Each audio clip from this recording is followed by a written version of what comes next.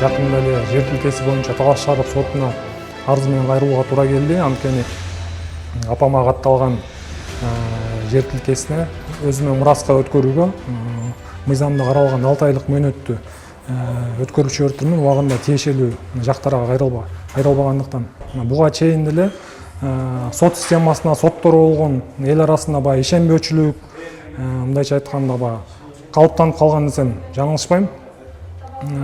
Мен да ошо эми бул иш кандай болот деп, сот кандай чечим чыгарып берет деп бир сыйра ойлондум.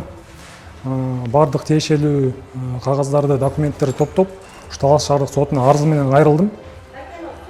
Сот кызматкерлери, судья, менин ишимди караган судья өз иштерин так мыйзам чегинде өз милдеттерин аткарып, ошол мага кошумча мөөнөт коюп беришти.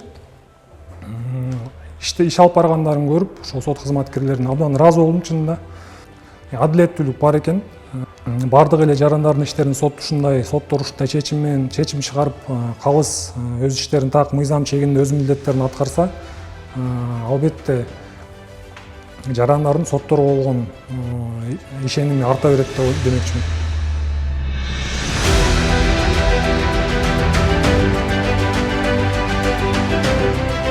Биздин Кыргызстанда демократиялык сот системасын орнотуу биртөре түйшүктүү иш, канча жыл болуп калды, эгемендик алганыбыз 35 жылдан бери. Бардык акырындап жолго түшүп келип атат, системага салынып келип атат. Мен башка жакка барбай эле өзүмдүн башымдан өткөн бир окуяны айтсам, бул 10 жылдан ашыгыраак болду жарандык иш боюнча деп. Маселе чечилбей, кээде соттор жакшынакай чечилсе, милициядан, кээде прокуратурадан ушул алешемиктер кетип, анан эң аягында акыры соттор 2008-жылы адилет чечим чыгарган. Ошол чечимдин негизинде 2008-жылы чыккан сот. Ошондо эле адилет чечим чыгарган. Бирок ортодон ар кандай жагдайлар болуп калып, иш создугуп, бир аз токтоп калып, анын үстүнө биздин Кыргызстанда үй бүлө кодекси бар, граждандык кодекс бар, ошолордун ар кандай жүйөлөрүнө таянып күтүшкө туура келет экен. Акыры жүрүп отуруп, мынакей сот жакшынакай адилет чечим чыгарып, ошо 2008-жылы чыккан чечим аягында мынакей 2 жылдай болуп калды. Ишке ашып, сот аткаруучулар аягына чекит койду.